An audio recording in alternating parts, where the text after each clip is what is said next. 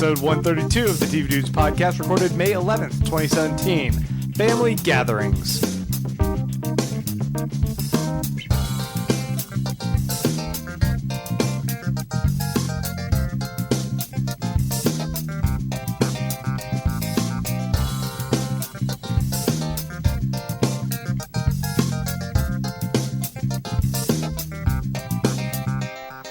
Guys, yeah, we are back.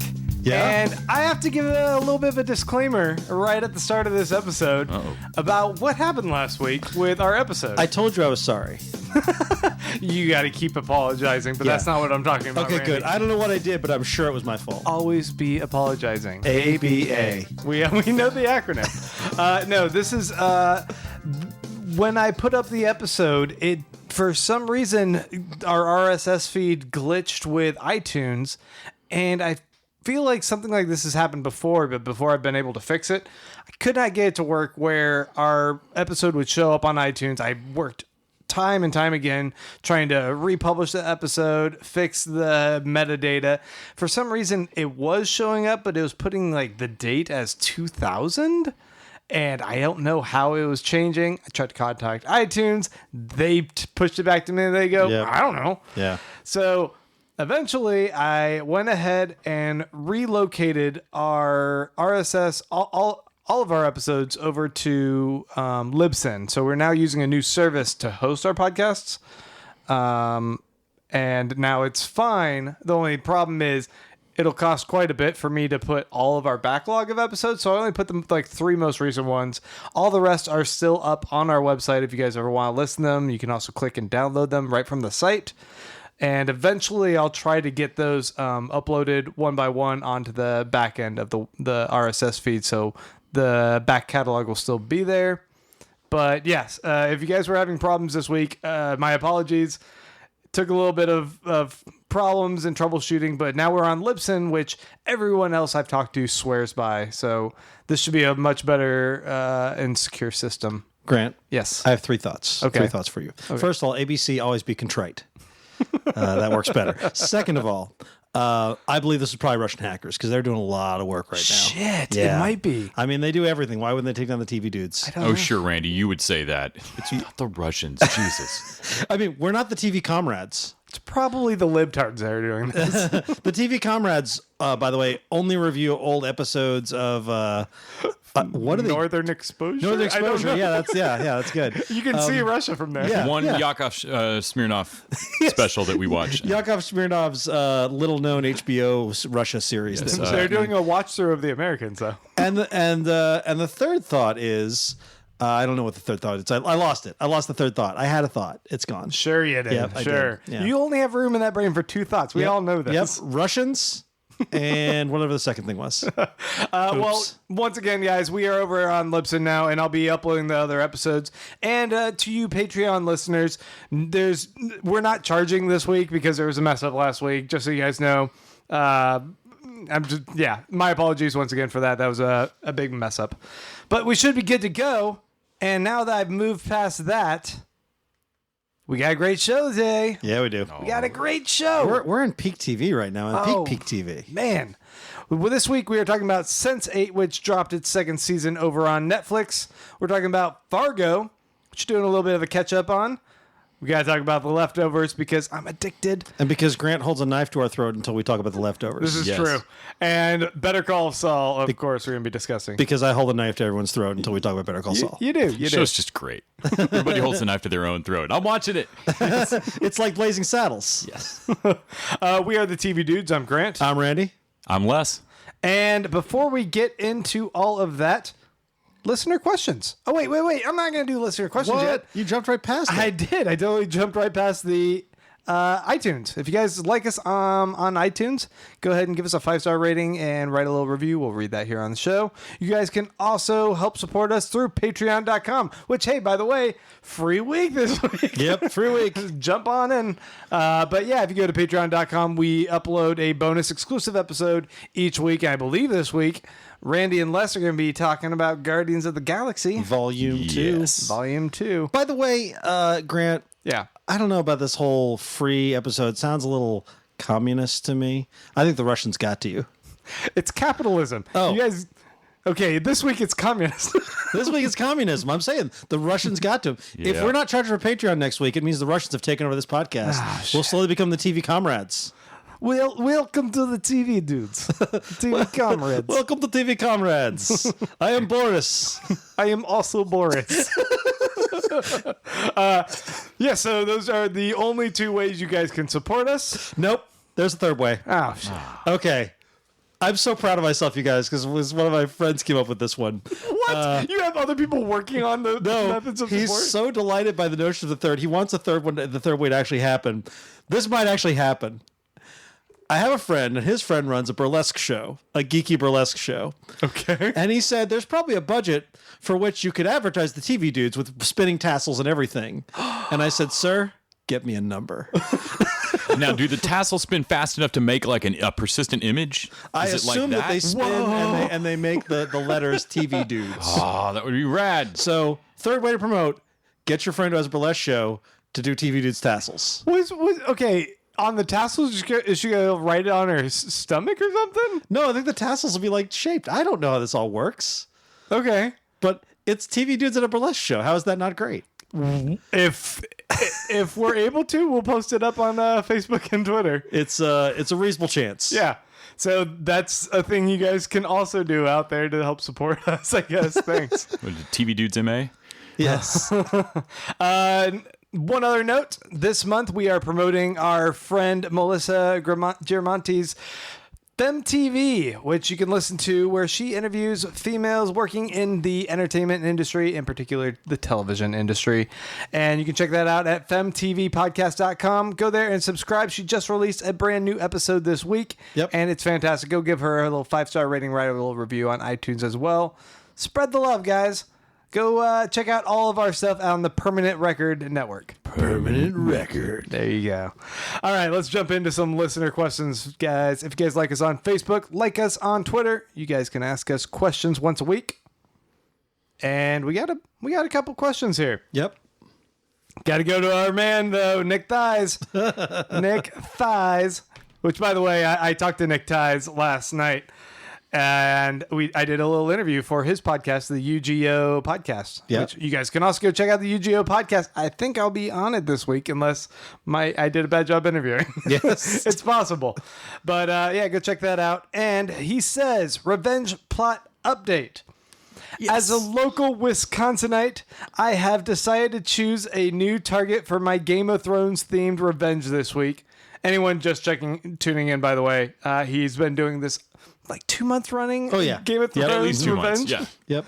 Longer than George R. R. Martin's been working on the latest Game of Thrones book. He says, with that in mind, I could use the TV dude's help in writing a certain pink letter. Ooh, nice. Oh, here we go. Yep. Dear Senator Paul Ryan. Oh, it's going to get political.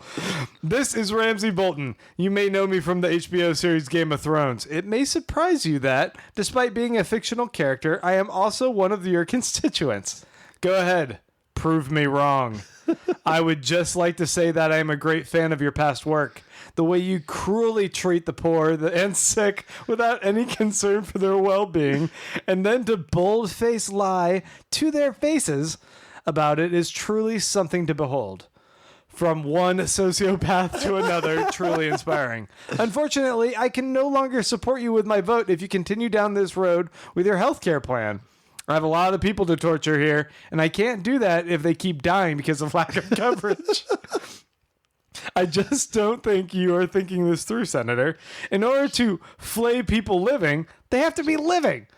It's my whole brand at stake here. I wish you the best of luck. Hopefully passing legislature too cruel and short-sighted for someone called the Bastard of Bolton works out for you.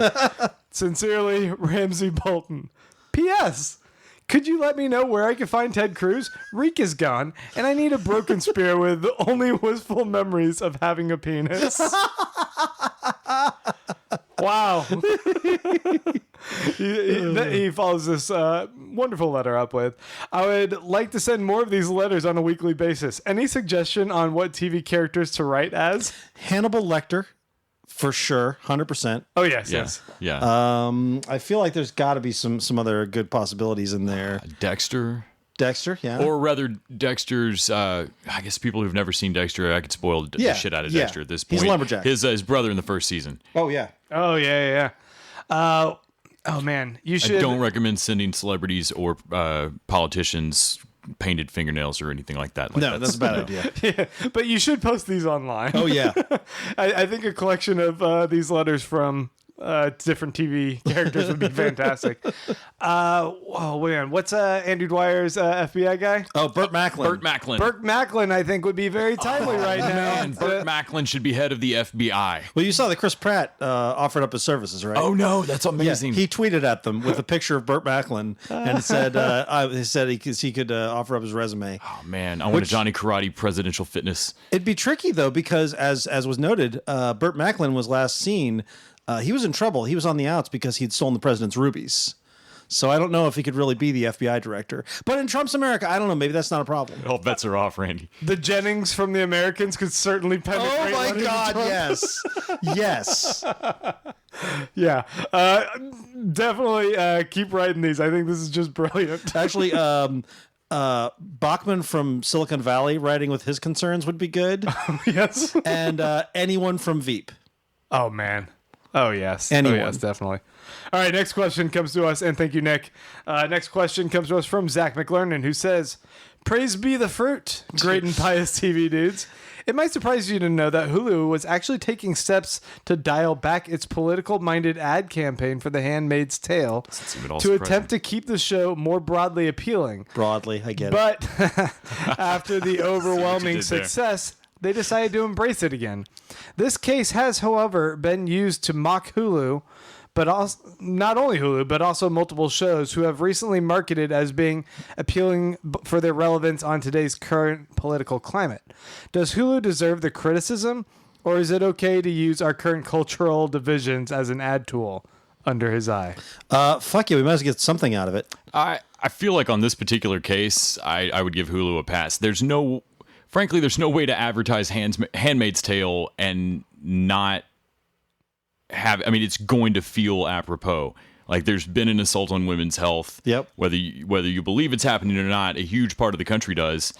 And It's they're part right. of the conversation, and you can't just kind of pretend it's not happening because it's very disingenuous. And why thing I not would lean give- into the curve? Yeah, the thing I would give Hulu endless shit for is if they went through that entire ad campaign meticulously pretending that this had nothing to do with, like, oh, nope, it's just a fantasy book, doesn't have any bearing on anything. Right. I mean, how are you going to keep Margaret Atwood from speaking in public ever? Yeah. Like, I mean, The Americans isn't like actively trying to do wink and nods in their advertisement, But to they Trump. should. But they totally could. like when Person of Interest ran their Told Ya Yeah. at Yeah. Comic-Con. Their badge was a little puzzle anagram that said "Told you so." Here's what I think. I think Hulu deserves a lot of credit for restraint because they didn't give a co-executive producer credit to Mike Pence. Oh, jeez. Because clearly this all came out of his wet dreams. Not that he has wet dreams because those are sinful. Mother says so. We're very political this episode. I don't think there's anyone listening to our podcast who thinks Mike Pence is a good dude. No one. There might be a couple. No. They might also just like our witty banter and our insights into TV shows. Oh, well then, sorry. Yeah. We're sorry to have lost you as an audience, I guess. No, we're not. All right, well, let's move on to our next question. Ross Brown says, after watching American Gods, what other modern influences could become one of the new gods? Personally, I think Star Wars, as well as the very short-lived god of Pokemon Go. Okay, first of all, I believe that Disney actually is a god. I think it's probably Disney is a god at this point. Is it a mouse like running around? It probably is. Yeah. Just like Nancy the spider? I'm just saying they own Star Wars and Indiana Jones and Marvel. Okay, look, I worship Disney, all right? Is that what you want to hear? Mm-hmm. Okay, yes, I worship Disney. McDonald's, fast food, the god of fast food. The god of fast food makes a lot of sense. Yeah. I actually think the internet sort of should be more than one god. I feel like there should be a god of like trolls, of internet trolls. There should be like a hacker god. That'd be Trump. Trump's Yeah, the god. the god of trolls. There's the Unikitty god of like, Yeah. silly gifts and The Tumblr goats. god. Yeah. The Tumblr goddess. Oh, it's just like always crying about everything. The Tumblr non-binary god. Yes. I feel like all of these different subsets of the internet could have. There's like there should be an Amazon god that is all about the commerce on the internet and that kind of thing. I think that all of TV those could dude's be god. They could, yes, the TV dude's god. I mean, let's we maybe not god. Demigods like Candy, Hercules. Candy Yeah. Crush is definitely Yeah, got a temple somewhere. yeah. The podcast god would be so nerdy. There's like there should be a whole internet pantheon. all right. Pop music god, something like that. Yeah, I yeah. could see different things in current culture being these new gods. Yeah, yeah. Yeah. They're all annoying. Our guys are gonna suck. Benjamin Hamill says, so I've been watching the Hell on Wheels show, and after a fairly uneven first season, I think the show's actually become pretty solid TV in its second and third seasons. There are 3 seasons of Hell on Wheels. I was stunned by this as well. I was told that seasons 2 and 3 were bad, and that was were much better than season 1, and that was my reaction. Is there were more than 3 seasons of this show? I did not get into season 1. He says, not must-see TV, but if you like Westerns, I would recommend it. Anyway, Hell on Wheels has a character that has become my favorite side character of any TV show. The Swede, played by Christopher Heyerdahl, is so wonderfully crazy, and I can't keep my eyes off him when he's on screen. Which, when I watched the pilot, I remember the Swede was just immediately captivating. I agree. The Swede was the best part of Hell on Wheels that I saw too. Yeah. So my question, what are some characters from second or third tier TV shows that you absolutely love? Like Grant, are there any characters from Sons of Anarchy you still think about? Maybe Opie. Opie was fantastic, actually. Randy, are there any standout characters from Real Rob or Two Broke Girls that we should be aware of? Son of a bitch. Okay, look. You get Sons of Anarchy, which you actually watched. It was you hate watching. I've never watched Real Robert for Broke Girls. That's a joke. He was no other show that he could have mentioned that was my. Is it a joke? It's a joke. I've never watched those shows. I saw the pilot of Two Broke Girls. I'll never watch another episode. So some shows that are just kind of meh, but they're like, whoa, this character is just like, what are you doing on this show? Yeah. It's like I have to do this Rolodex of like, what's a crappy show? Yeah. What's a crap show that I watched? And was there someone good on that crappy show? Yeah. I mean, there's almost always like some character. Oh, you know what? Reaper, which was not a great show, but was a solid show, had a Tyler Labine played the sidekick on that. That introduced and that was me a to great Tyler character. Labine. Yeah, it was a great character on sort of a not. Yeah, and we played sock. And actually, on that same show, and really any show Ray Wise is on, it doesn't matter if the show is good or not. Ray Wise's character is going to be good. Hulu has an original called Battleground. Actually, and Ray Wise is on it. That was a CBS show. Was that a CBS show? Brief, short-lived. It was Vince Gilligan developed it before Breaking Bad, and then they picked it up after Breaking It's Bad. remarkably good for small scale. I mean, it Yeah. feels like they made it for $20, but and then they paid all 20 of that to Ray Wise for a minute. That's actually a pretty good move. But I can't remember the character's name, but he's the sidekick to the main character. Okay. And I went back and found the web series, which I despise watching web series on YouTube. But it was a series of little 10-minute comedy shorts called like Dorm Life or some that starred that guy. He absolutely owns all his scenes. I can't believe he hasn't turned up on anything else. Now, is it the actor or was the character like The character, fascinating? because I did really not like him in his previous thing. Okay. So I'm hoping somebody else will hand that guy something good to do, because he really walked a great line of being the comic relief that knew he was covering, like Right. only being funny because he's really bitter, and he did more with that character than a first role. Yeah, I don't know if anything else is just like coming to mind right now. Yeah, for bad me. shows don't stick in my head. No, I gotta make room for all the good ones. Yeah. yeah, the first one that jumped to mind was a character in a good show I liked, because we were talking about Black Donnelly's earlier.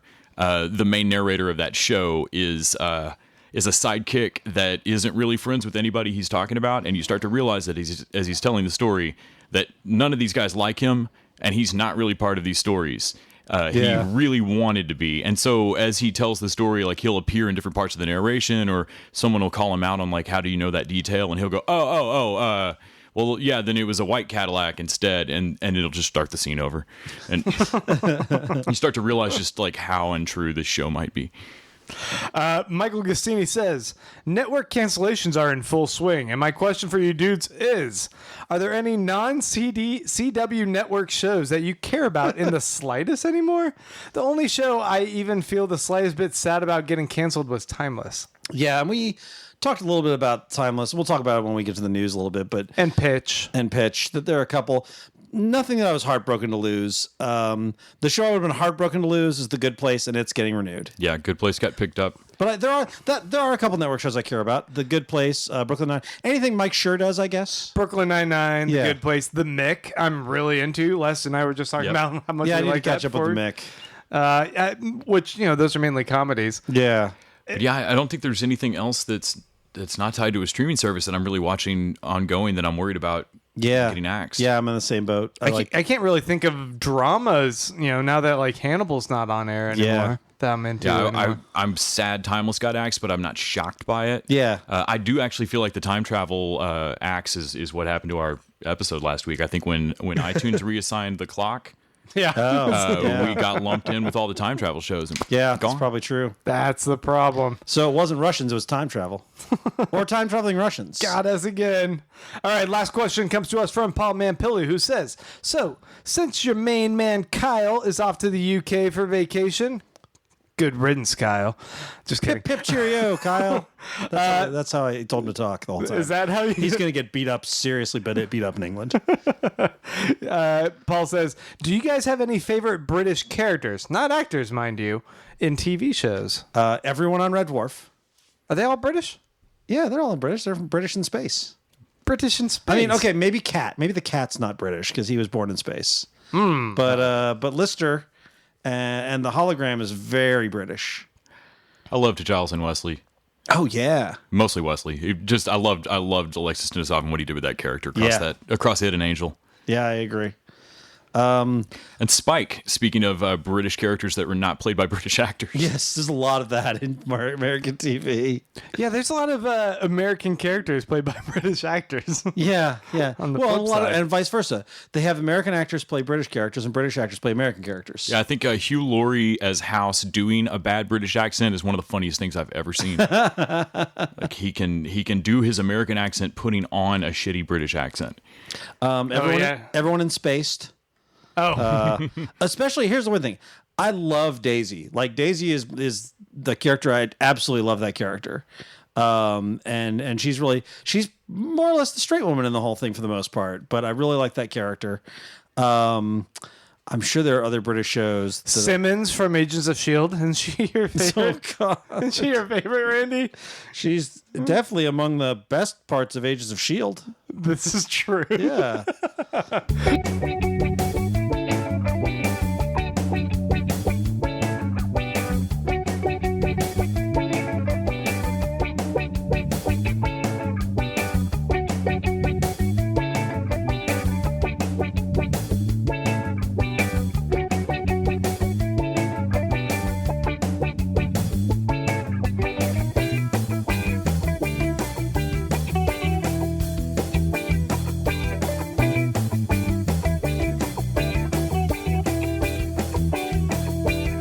Okay, guys, a bunch of stuff got renewed and a bunch of stuff got canceled. Dum dum dum. What's That's it gonna the news. be? Okay, That's cool. it. All right, we're gonna be back after Yeah, the we're break. getting specifics this week. Lay it on us. What we got? Okay, so American Gods season 2 has been ordered by Starz, which, no shocker, American Gods has done very well for Starz. Mm-hmm. So that's good. I mean, everyone's tuning in because it's just like eye candy. Yeah. With Slade and Fuller working on it. Yeah, it's friggin' gorgeous, and they're sticking to the book. I mean, everybody was excited about it, but then it hit the ground running. It didn't just land like a what. I keep hearing people go though, what the fuck is going on from like every corner? Like no one knows what's going on, and I think that's a valid criticism that they're really holding it out. Maybe one more episode or two, and then they better start. Man, if only there were like saying. a cheat transcript of it that you could like read ahead of time. Yeah. Like in the Yeah. Muppets when they grabbed the script. Like Yeah. if only. But I'm going to say bullshit on that because last week Randy said he read over half the book still not knowing what the fuck's going on. That's actually true. Yeah, Yeah. I think I'm on chapter 2 million, and I still don't know what's happening. The Bill Quist scene is straight out of the. Yeah, it's straight out of the book. Yeah. So the ratings on this, by the way, 975,000 viewers. That's the premiere, and 700,000 viewers in the second one. Those are not huge numbers for TV. Those are tiny numbers for TV. But for stars? But for glad stars, Stars is they're backing it. huge. Also, People are paying for let's that. just applaud the sheer marketing brilliance of making sure that American Gods is Sunday night premiere TV. Yeah. And I love that Stars drops it, at least on their app, they drop it sometime in the dead of night so that I wake up Sunday mornings to American Gods. Nice. All right. What else have we got? We got a bunch of new stuff that's been. Okay, let's talk cancellations. Yes. So, Imaginary Mary. I don't know if you guys remember that show. I don't. It was one season. Yes, and Jen Elfman had an imaginary friend. I think that's correct. yeah. It was like trying to do Ted. Yep. Dr. Ken, which is a mercy killing. That was a terrible show. That one lasted 2 seasons. I don't know. even know how it got a second season. That's the Ken Jeong. Yeah, Ken Jeong. Yeah, that had a second That made season. 2 seasons? Yeah. Jesus. And American Crime. Oh, Greg will be sad. That one got 3 seasons. I heard the ratings were never big. Yeah.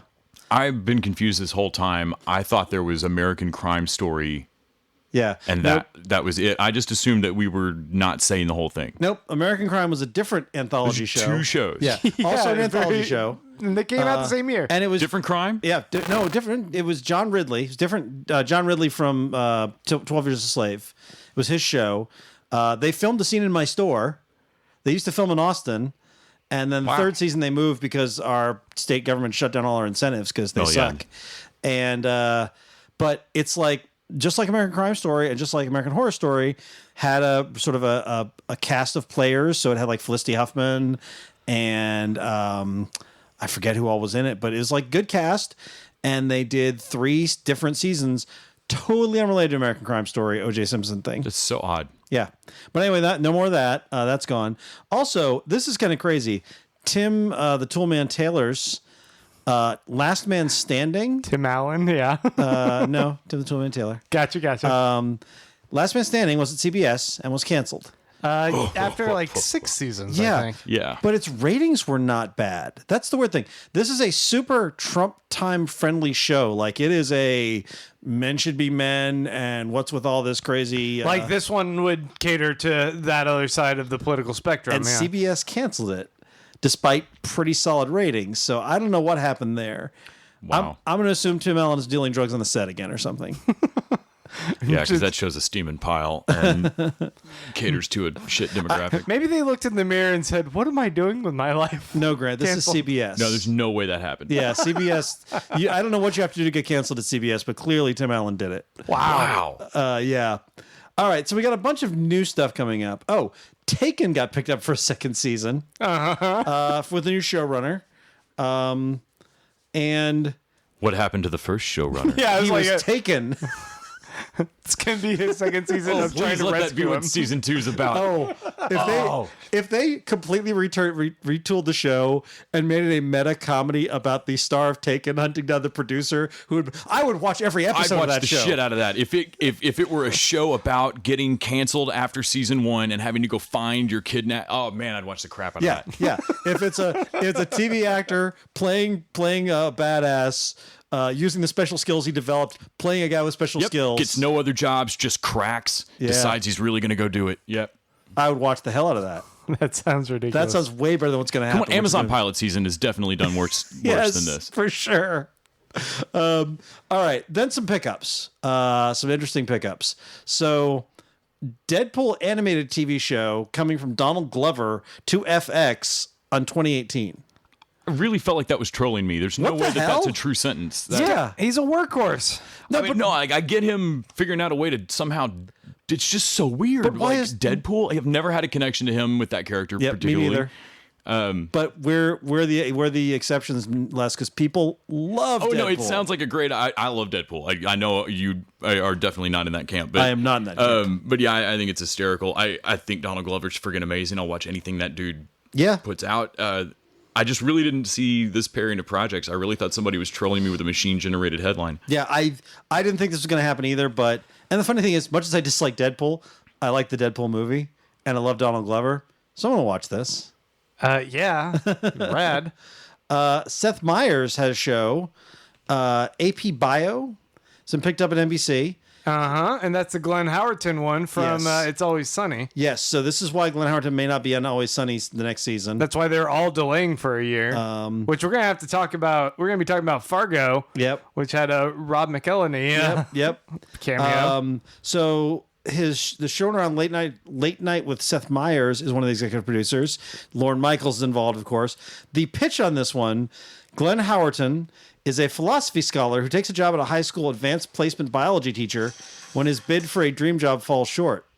However, the new instructor makes it clear he will not be teaching any biology and uses his class full of honor students for his own purposes. Oh, in addition to Howerton and is Patton Oswalt. Oh, nice. Will also feature Lyric Lewis, Mary Sohn, Aparna Brielle, Jacob McCarthy, and Nick Payne. I don't know who any of those people are. No, but that sounds great. Yeah, it's a great let's do it. concept. Let's do this. And with this and the Mick, are the Always Sunny people just going to always play terrible people? It seems like it. And I'm good with that. That's their wheelhouse. I'm good with that. There's a Judge Dredd live action TV show in the yes. works. I'm very excited about this. Judge Dredd Mega City 1. Yeah. That they actually have a poster, and it was in Entertainment Weekly, right? Like Yeah. an actual legit publication. It's in development. It feels kind of early, but But you see the people that are involved? yeah. Produced by Mark Stern, who did Battlestar Galactica, and Stuart Ford, who just did Hacksaw Ridge, alongside Jason and Chris Kingsley, who were the dudes who made Dredd, Yep. which was amazing. So there might be a chance that this is Carl Urban. I would say, I know. As someone pointed out, I mean, he's willing. He did Almost Human.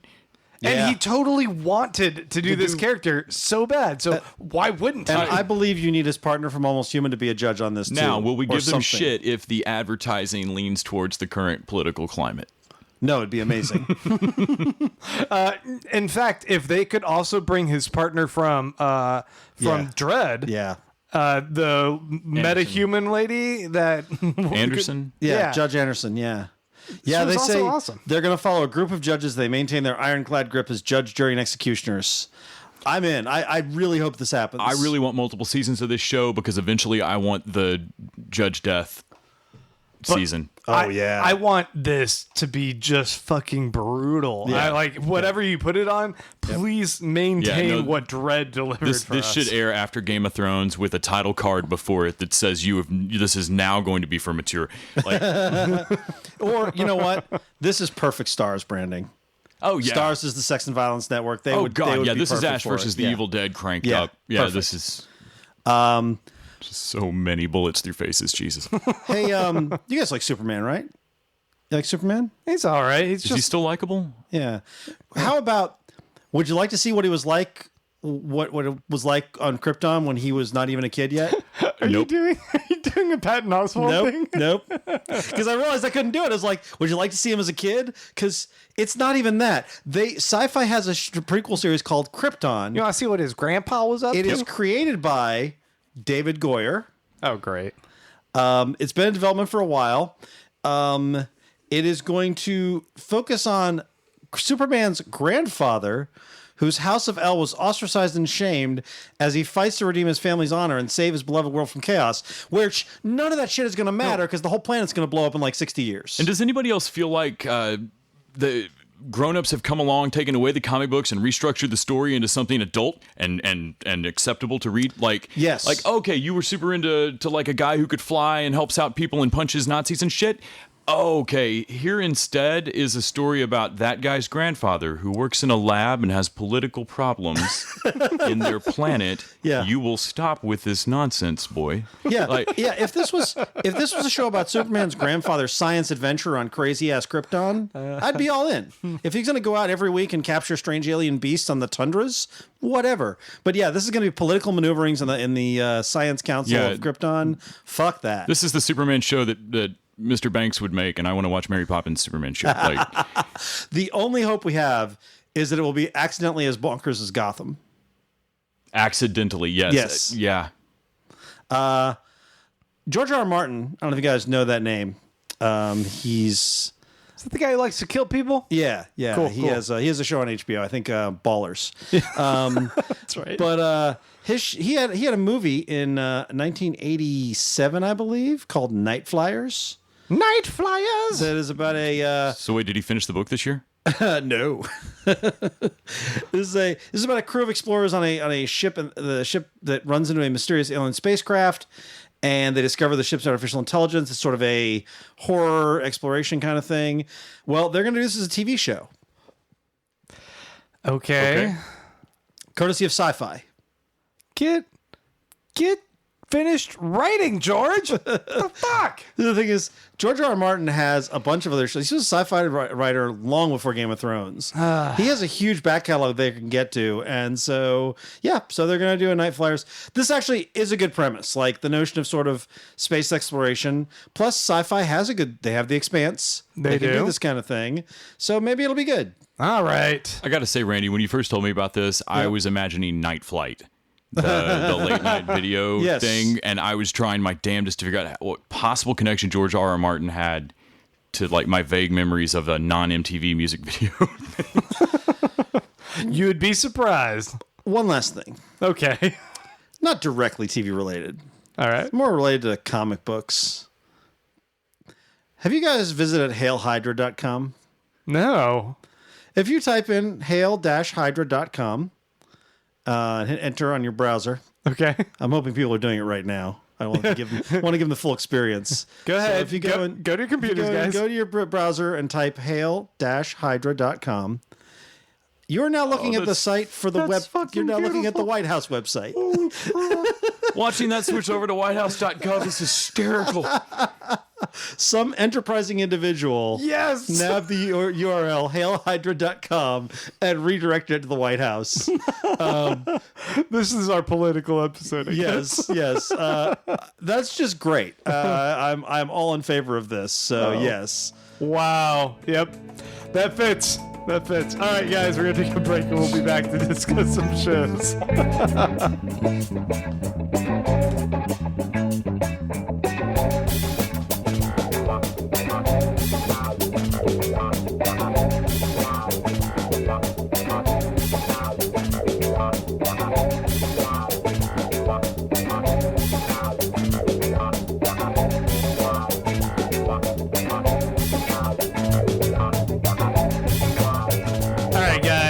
Sense8 is back. Yes. I didn't watch this because I never watched the first season, but you guys are super excited about it. Yes, I was very happy with this. Les, Yeah. you liked the first season, right? I did, and I will fully admit that show took longer to get into than almost anything that I've pushed through. I had stopped watching it after first couple of episodes and gave it a long gap of time, and I had several friends that whose media tastes I really share, like folks that I've known for a long time, who came back again and again and went, "Man, are you still not watching this?" And then finally somebody said, "Please push through to the like third or fourth episode, and if you're still not hooked, I'll shut up." Yeah. And by the end of episode 4, what was happening to these people was making sense. I'd gotten far enough into their lives that I cared about the individual storyline, and I'd also gotten far enough into the sci-fi plot to be interested in what was happening to them. Yeah.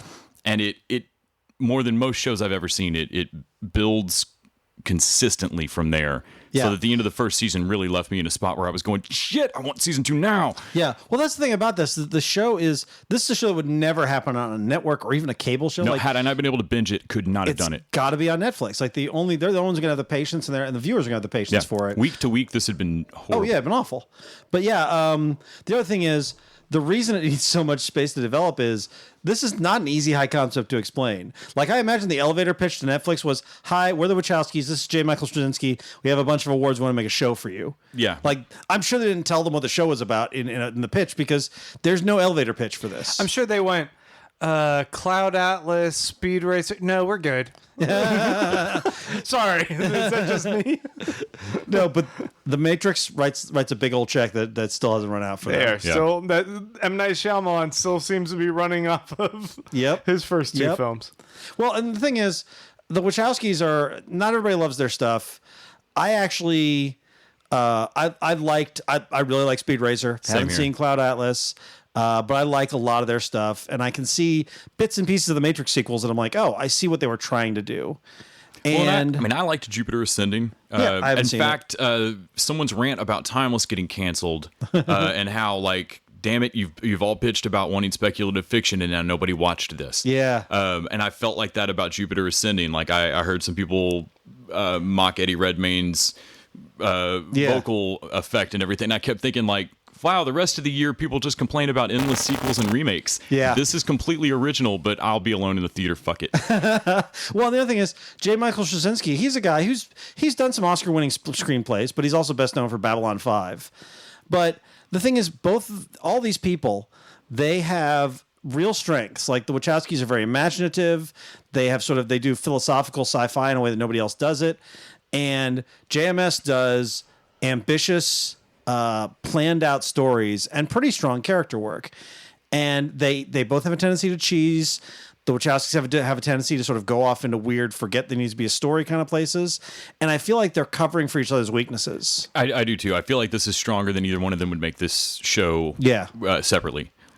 But season 1 was all about finding about these sense eights, these 8 people who connect. They can sort of see through each other's eyes and touch, things. They can basically take over for their senses. It's a group of people who aren't psychic. They're psychically bonded to each other. Yeah. But they don't know what's happening to them. Yeah. And the only people who seem to are terrifying. Yes. Like there's an organization hunting them, and they seem to be the only people with info.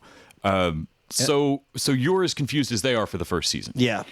And now that we get into season 2, which started with the Christmas special, which we all liked. Yeah. I thought that was an odd move, and the way season 2 feels now, I understand why they did the Christmas special. Yeah. It gave you this pause kind of room to breathe, to remember where everybody was and to reestablish, because at the end of season 1, you'd finally gotten to a point where you knew all the characters, you had a rough idea of the basic mechanics of how this was working for them and what they were doing power-wise. Yeah.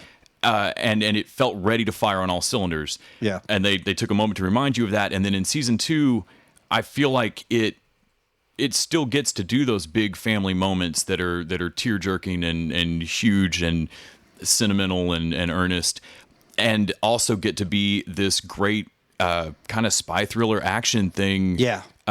Because they have at this point so well established the rules of how it works. Right. And who these characters are. Well, it lets them swap out abilities more quickly. Yes. Like we don't have to have the moment where they all look at each other and we figure out, like they don't point to the camera at the audience and say, look, Capheus is taking over because Sun doesn't know how to drive, but Capheus does. Yep. Like they just do it. Everybody's already had their scene where you understand. And a couple of characters have had scenes where they go, I don't know why I'm here with you, and the other person look at him and go, oh, come on. We know how this works by now. If you're here with me, then it's because you feel like this. You only ever come see me when you're angry, or when you're if you were sad, you'd be with Leto. But there's an action scene in every episode, I think. Mm-hmm. But there's some great emotional moments. We were talking about this before we got on, like the scene with Leto at the gay pride parade. Mm-hmm. Leto's whole story about sort of coming out and what that means for his career is really interesting. It's one of the better coming out stories I've seen on TV.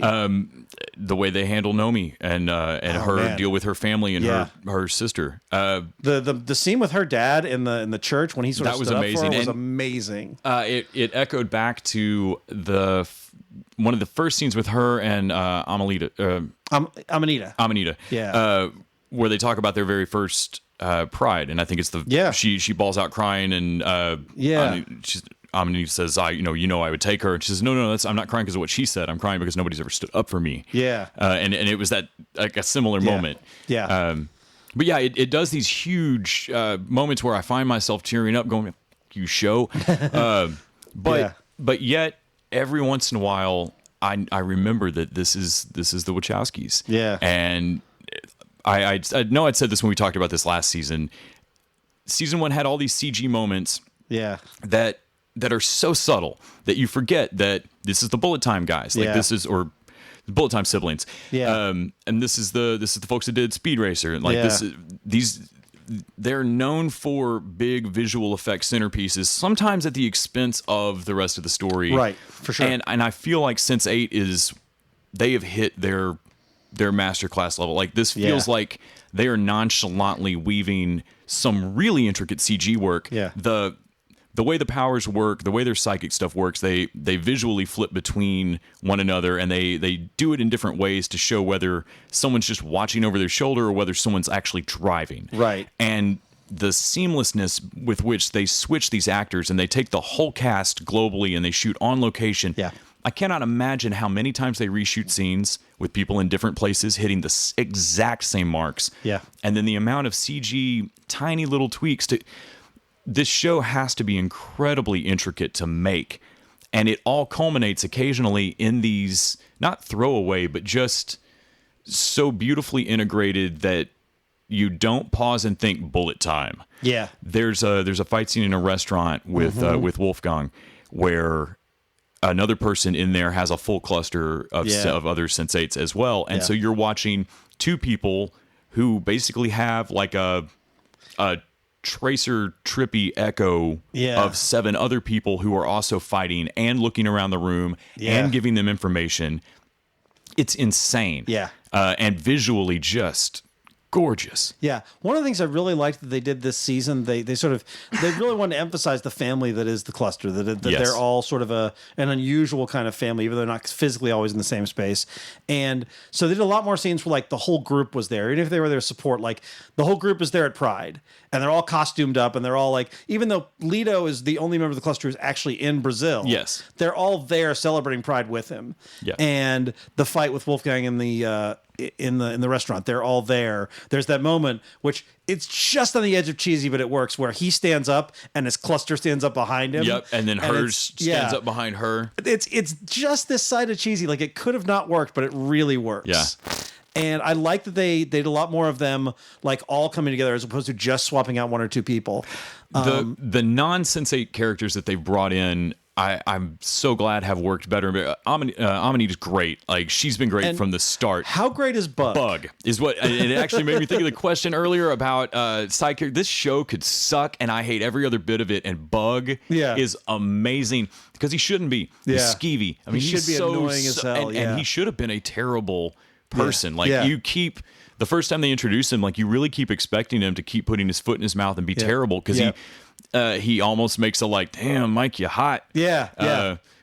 And he's so earnestly lovable. Well, he's so guileless. Yes, guileless. Yeah. That in the Christmas special, they're getting ready to go to the, I think, Gay Men's Chorus or something, or go out and see some, and you can tell he's like, I'll be hanging out with my virtual family, which I love that they keep drawing that parallel of like, do you understand what it's like to feel connected to people you don't physically see? Well, yes, of course we all do. Yeah.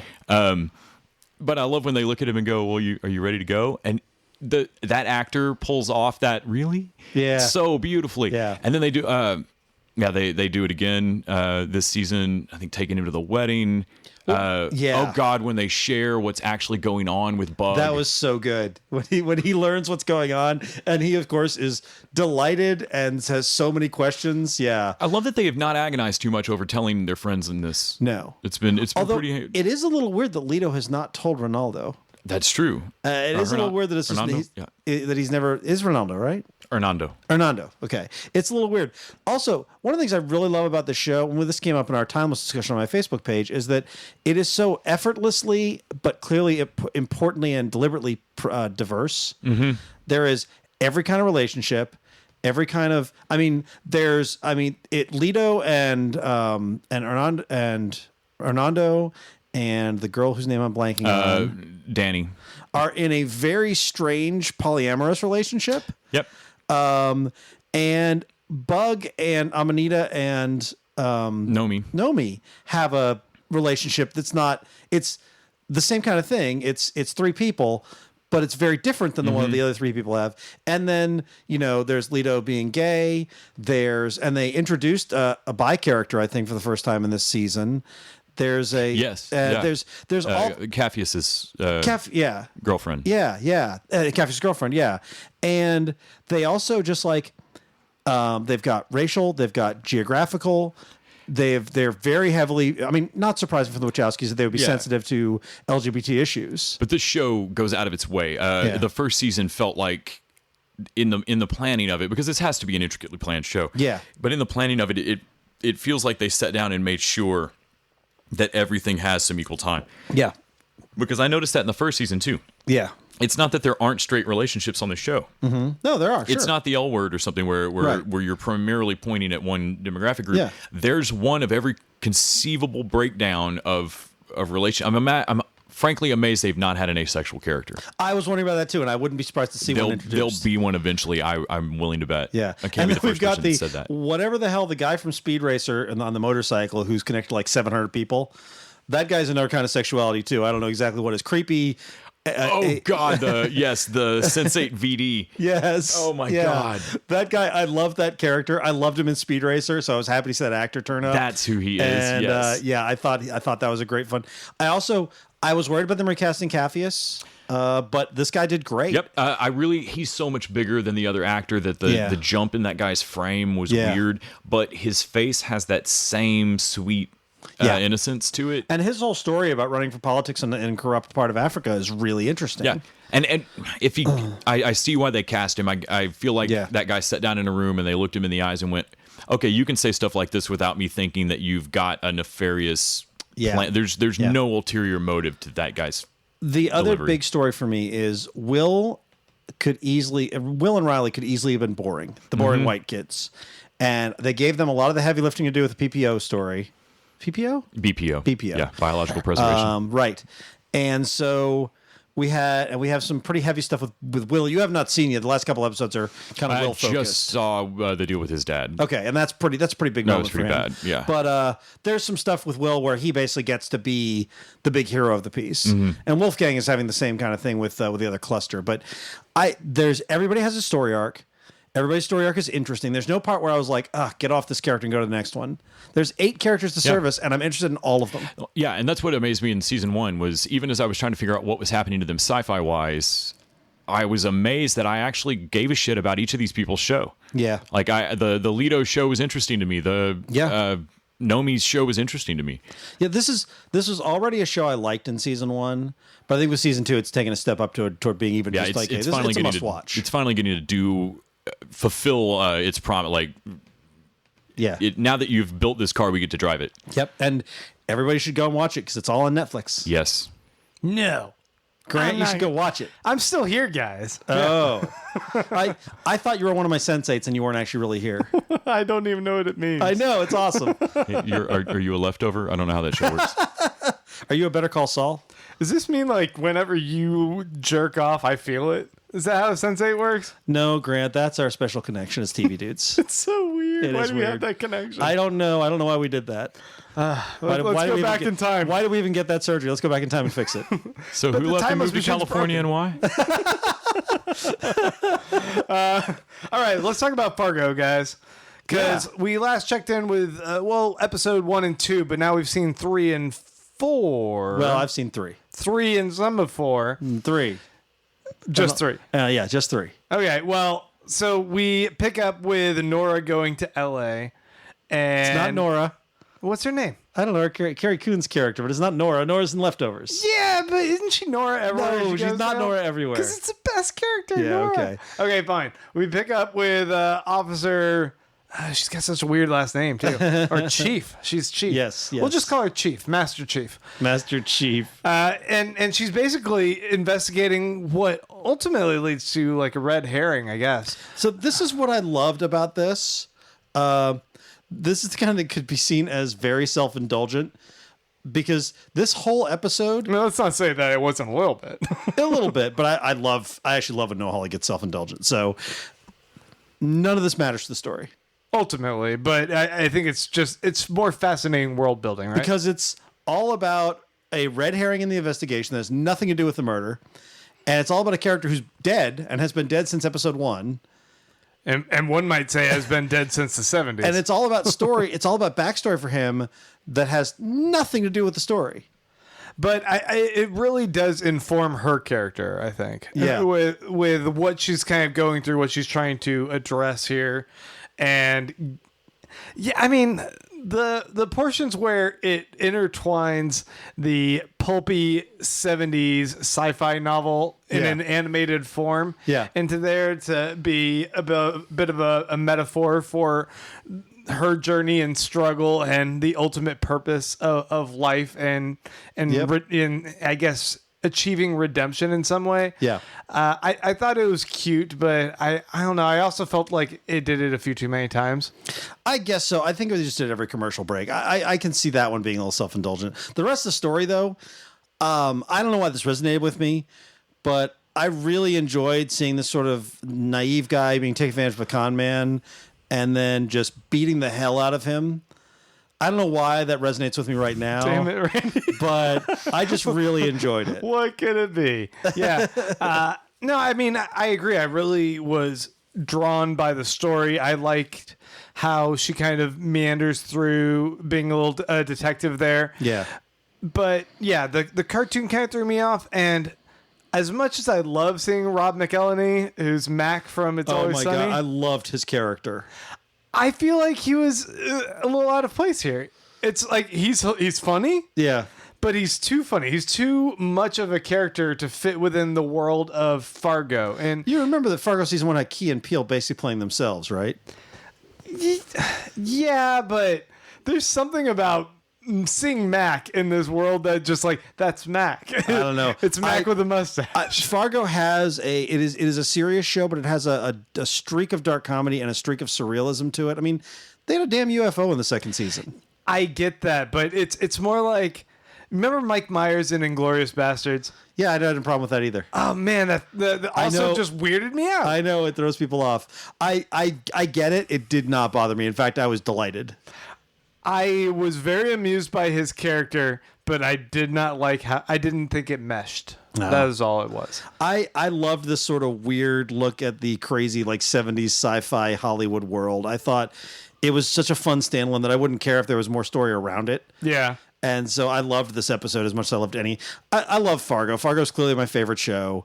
And I felt like the part of what I appreciate in a good show, part of why I love Guardians of the Galaxy, part of why I love a lot of the shows I love, part of why I love Legion.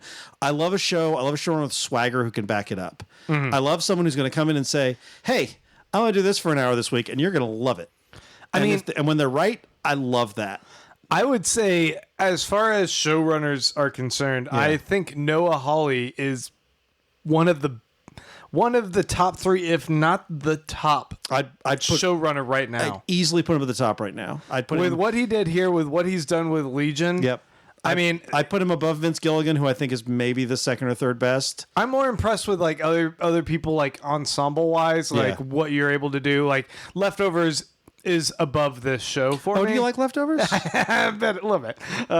But Noah Hawley is clearly commanding this ship. He has a very distinct style, and his mark on this show is just brilliant. Yeah. Also, more Carrie Coon on my TV, I'm good with. Right? Yeah. I mean, we should have just named this episode Carrie Coon's the best. She's the best. She's the best. All right, you want to jump over to Leftovers? No, but you do. We don't have to. We're doing this. You want to more than me. We are doing this. Let's do it. All right. So the episode we're talking about is Good Morning Melbourne, which is their 4th episode. Good day, Melbourne. Good day, Melbourne. Is that what it is? That's what it's called. All right. I did a lot of research ahead of this. So the Leftovers is always focused on one character, more or less, on each episode. Like it's other characters will be in it, but it's focused. And this is the Nora episode. It's both Nora and Kevin. I would say it purposely follows them in 2 different paths and their little adventures through Melbourne. But I was more interested in Nora's story. Were you? Yeah. I mean, because I love watching Carrie Coon. Yeah, she's true. No matter what you give her to do, she's always great, and she was fantastic here in her sort of like wanting desperately to have faith, but not being able to get past her own skepticism. Les, did you check this episode out? I have not seen any of the Leftovers. Oh, but you know Carrie Coon. Les hasn't seen the Leftovers, so Yeah, I can't place her offhand. I have to look her up. we'll just we'll exclude you from this while we go down the rabbit hole here. So yeah, I mean, I agree with you. I was a little bit more riveted by her story because we've seen Kevin have his delusions, or if you want to say his prophetic visions, however you want to view it. My issue with this one is I saw the ending coming. Like I knew that's what was going to happen. I knew that wasn't really her. Yeah, when he sees Evie. Yeah, I knew that wasn't really her, and we followed that whole track, and I'm like, you need to get to the point where they reveal that's not her, because I was not a surprise in any way. I mean, I still think they do such fantastic like weaving in their storytelling here. In particular, like Kevin sees Evie on the TV, right? Evie on the TV. Evie on the TV on that morning show, and he ends up going to the exact place where she is, which allows his father, Kevin Garvey Sr., to see him on the TV. Yep. Which they already have that weird relationship where they've seen each other on the TV through when he died and he or Kevin crossed over to the hotel in International Assassin, right? Yep. So already, like, you know, there's that's resonating. But I also thought they have this part where Kevin calls the hotel concierge and he complains about the TV not turning on. Yep. And they realize that he's not on the whatever. He's not, his name isn't on for the being in the hotel. Right. So he adds his name to the hotel because of the TV and his vision, and that as a result allows his father to later call the hotels and find him. Like, it's just kind of brilliant how they account for all of that and have his craziness in a way still have a sort of purpose for how he is found and how these paths cross. And it seems to be, we see Kevin reading that book, the book of Kevin at one point. Yep. And I was totally pausing and trying to like read lines as well. But there's one mention in particular that Matt's writing in this book about whether or not Kevin is insane or this is a test of faith. And I think that was like it's purposely been shown that Kevin, is he drinking poison because he's insane? Is he trusting in the pseudoscience, or is Nora trusting in pseudoscience to send her somewhere into this afterlife because she's insane? Or are these tests of faith? Is following the tape recording and the chicken for Kevin Sr.? Like, this is kind of like this repeated pattern of this idea of like, are these people crazy, or is crazy a form of faith, I guess? Well, and I know it are. What's interesting in this? Would be there. What's interesting to me in this is how broken everyone is. Yeah. Like we get episodes where Nora and Kevin and even Kevin Senior seem to be like on more of an even keel. And then we'll see something like this where they're all so clearly broken. And I think that's, The Leftovers always been about grief and about loss. And this is definitely a question of like, can you ever fully recover from something like this? And I think that's interesting. Yeah. And, you know, what Kevin never necessarily lost something as so much as he's just really depressed. No, what Kevin lost was his I mean, Kevin lost more than anybody else because he lost his sense of what reality was. Like Kevin had a wife and a daughter and a solid life and a good job as a sheriff and, you know, law and order and all that made sense to him. But he wasn't happy then either. When he was married to her and everything like that, didn't you get the sense they were happier? Happier, yes. I mean, he was still like cheating on her, and he seemed depressed in that life. He was hiding stuff from her all the time.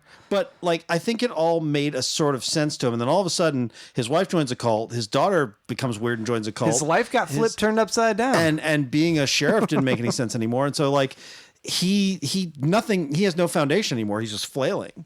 Yeah. Lori being his person that he can reach out to, that kind of grounds him, and yet that makes like a rift between him and Nora. It was an interesting relationship detail, especially if I was also thinking about this, like the women in his life, they all seem to kind of recognize that he's crazy. And all the men in his life seem to think he's a prophet. Yeah, that's a little weird. Like Matt thinks he's a prophet, and John and his son Michael, they're all writing the book together. But meanwhile, his ex-wife and Nora and maybe his daughter, they're all like, you're off your rocker a bit here. They may know he's crazy, but he looks like Justin Theroux, and therefore it doesn't matter that so they're crazy for him. Yeah. Okay, well, let's jump over to Nora because I'm embarrassed I made that gross noise. Nora's story I really like. I love watching Carrie Coon kind of try to play like she's still okay. In command of things. Yeah. And she has that subtlety, like everywhere, whether it's here, whether it's in Fargo, whether it was her work on the Ben Affleck movie, whose name I'm blanking on right now. Gone Girl. Gone Girl.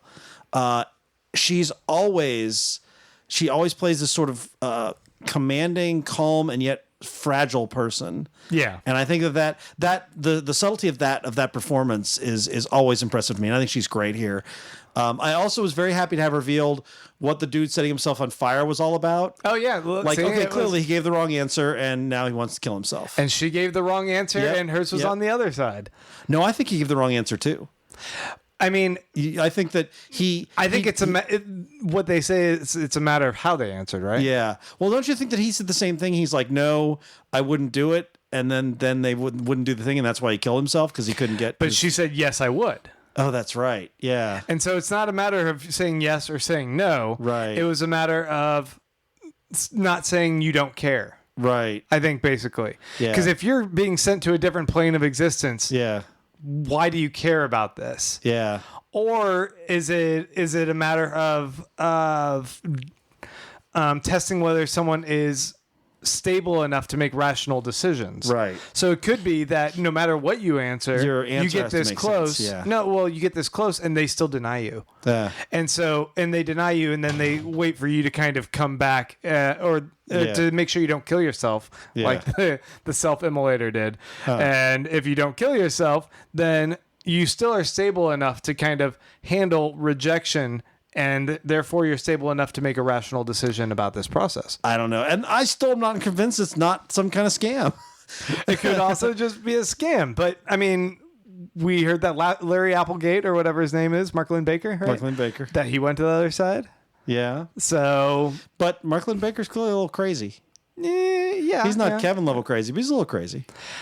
I mean, seeing Nora's kind of like transition through this episode, I guess, unraveling. Yeah. Like you see at the beginning, like her going through the airport, and there's the line where she has her world class or whatever it is. Yeah. Which we were talking on our Patreon episode the other day about Kyle just getting that as well. TSA pre-check. Yeah.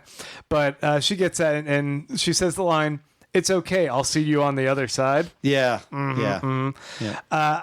When they go into the bathroom, like throughout this episode, they seem to have like a bunch of references to her and babies, like kind of beating you over the head a little bit with it. But like they hook up in the bathroom, and the wallpaper right there has babies and storks on it. And she has, let me see, what was the other one? She's, when she's trying to go to, where the doctor's checking her out, and he says, like, your levels could be high, that could be pregnancy. And she's like, that's not a problem, I have an IUD or whatever. But it seems like they're kind of hinting, like, could she be pregnant or whatever? And like that got people speculating. And then her having to hold the child at the bus station, which seemed like such a contrived thing. Yeah. By the way, I don't know how they do parenting in Australia, but if you have a job interview, I don't think you give your baby to a random woman at the bus stop and say, look, just hold on to her for 10 minutes. I don't think you bring your baby and then go, well, I don't know what to do here. Drop it off. Like, that had to be a setup, right? I don't think that woman's getting the job. She seems a little unstable. But Carrie Coon going in there and be like, you have to hire her anyway. That's discrimination. Yes, here's her baby. Yeah. That was crazy. And yeah, I hope that was a setup, because otherwise that lady's got some issues. Yeah. I mean, I just really like how it showed there's such a fakeness to the relationship that Nora and Kevin already had. Yeah. And they kind of either hold on to it by not really talking about things, or each of them like bottling up their own issues. Yeah. And when on the plane, he asks like, how can you justify me being on this trip with you, to Nora? She's like, well, I'll say that I'm leaving you because I just can recognize that we're in a codependency and we'd both be better off alone. Yeah. And that was completely true. Yeah. So what do you think about the fight at the end then? I'm tired of watching them fight, to be honest. Have we seen another big fight between them? Yeah, they had big fights all through season 2. I mean, this one looked like there's no walking back from it. I don't know. I feel like they've had big knockdown dragouts before. Yeah. I just know that the cinematography on this, like the library shot where he's walking around there, and then the water from the fire extinguishers in the hotel draining off of her eyes. Yeah. Those were gorgeous shots, too. Yeah, it was really nice. Little side note, the person that Kevin asks in the koala costume to get directions from? Damon Lindelof was in that. So there's his little little cameo. Let me ask you this, because Okay. you know Damon Lindelof lore a little bit. Because people were mad about Lost and he deleted his Twitter account, does he just wear a koala costume all the time wherever he goes? He has to. Yeah. He actually has an Instagram account now, and he posts stuff occasionally on that. Is he and always it's dressed pretty as a koala? funny. Always as a koala. Yeah. Always as a koala. I don't know what his weird thing is. If you see a koala on the street, go up to it and tell it you like the ending of Lost, because he'll sensitive about that. This also just used the great music, the Aha's Take on Yeah, Me. that was pretty good. And it had another theme song at the beginning, or a different theme song. I didn't know the theme either. Yeah. I like the changing themes, though. I like the different credit that keeps the credits interesting. All right. I love this show. Yep. I'll keep diving into this each So week. I want to ask Les a question. Yep. How much of that did you hear? I didn't pay attention to any of it. Who are these people? Who are these people?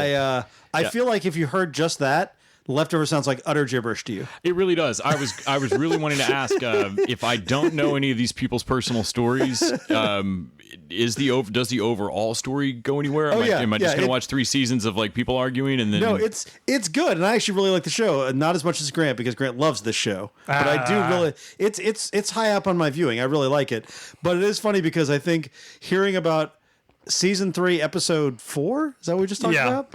Out of context with everything else, it sounds like utter gibberish. I mean, it just sounds like a lot of inter-family fights, and nobody's sure if the show premise is real. Oh, it's real. I mean, yes, in a So way. it's a Damon Lindelof show. Yeah. Hey, he said lovingly. Yes, no, the island was wonderful. And that's, if you see a koala on the street, Les, that's what you tell them. All right, so Better Call Saul this week had the trial for Jimmy. Yeah. And him squaring off against his brother. Yep. And we were waiting for this to basically culminate in a Few Good Men kind of scene, and we totally got it. Yeah. I love the relationship with Kim and Jimmy. Mm-hmm. I love that Kim's sort of been dragged into the dark side with him. But my favorite moment of this was when he was on the phone, or when he was in the vet's office, and he's like, "I need somebody with light fingers," and he's like, "Well, does the guy have to squeeze anywhere tight?" And I'm you like, immediately go, I immediately knew. "It's you!" I was like, "Yeah, that's awesome." I was so happy. Yeah, I so totally happy. knew it was going to be him. And too. when he did the bump, I'm like, "Oh, that's all we're going to see of him." I didn't know he was going to like confront him in the courtroom and I tell him what he did. Like, Yeah. that was crazy. Yeah, in fact, that was a little bit better, I Yeah, think. it was. They were like, we're not trying to hide this. We want you to know what we did, and we're going to just out you as a fraud. And I like that opening extended sequence with him and Rebecca, where we see that Chuck, even when Chuck is not trying to be a douchebag, he's kind of a douchebag. Like, there is nothing douchier than you're sick and you don't want to admit it to your ex-wife, like, because you're afraid she'll what? She's already left you. What are you afraid of? Hey, Walter White went through the same thing. Yeah. It's a matter of pride. But the stick up Chuck's ass through every episode. I mean, to the amount of misery he causes himself being buttoned Yes. down and then takes out on everyone else. Yes. For having the gall to do things he won't do.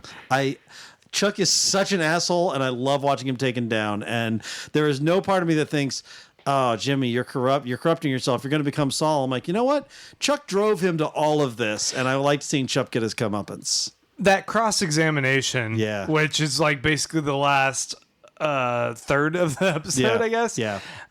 I like that Jimmy never kind of tries to just play a guilt card. Right. Like I did all of this for you. How could you do this to me? No. It's basically like, what's up with your symptoms and why might that drive you to be the type of person who hates me? Yeah. And that kind of approach to it.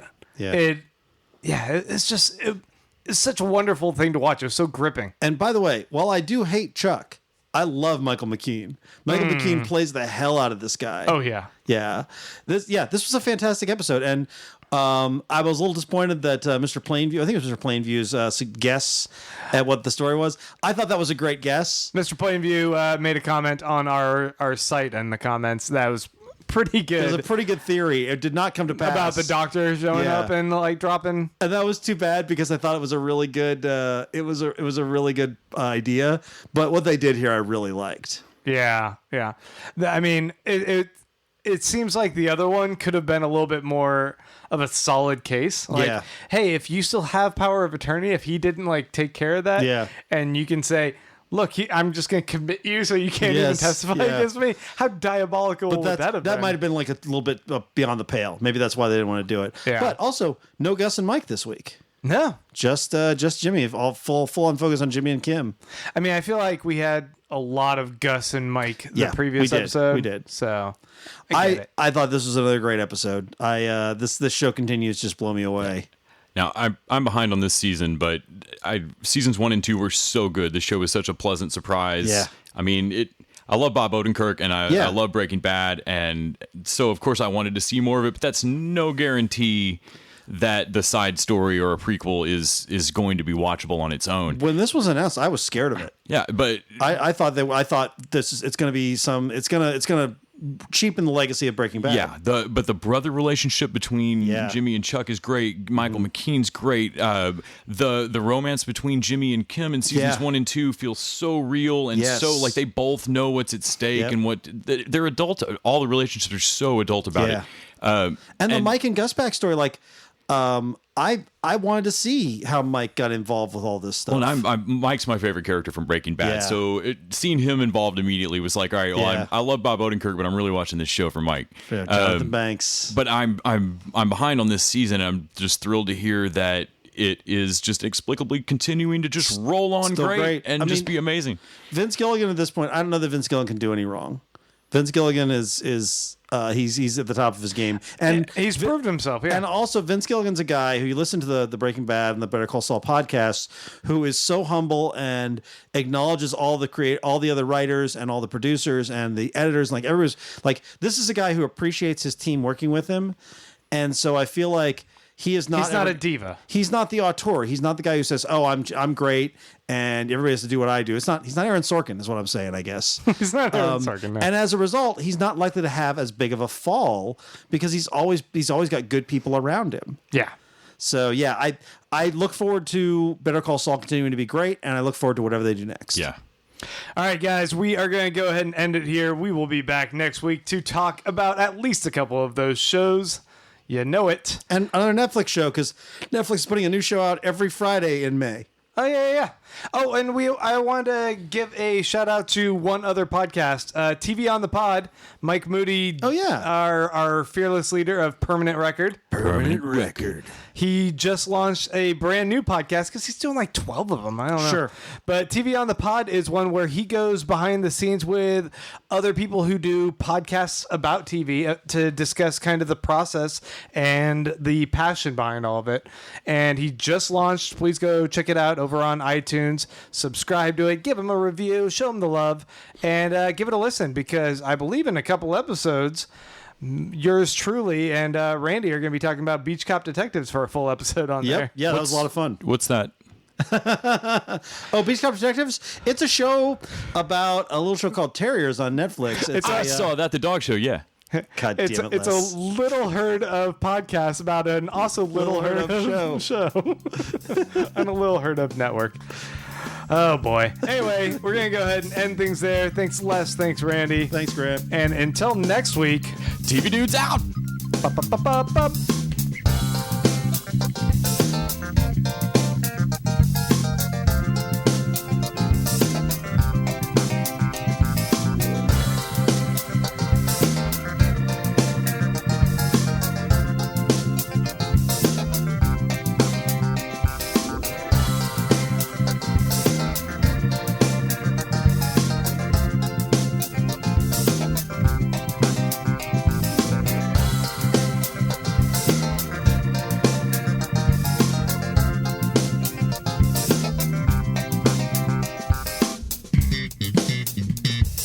The TV Dudes is an independently run podcast and a member of the Permanent Record Podcast Network. We are exclusively listener supported. If you'd like to help us out, please go to patreon.com/tvdudes. You can like us on Facebook and Twitter at TV Dudes and help us out on iTunes by giving us a 5-star rating and writing a review. To find out more about us, go to thetvdudes.com and permanentrcrd.com. I'm Grant Davis. Thanks for listening.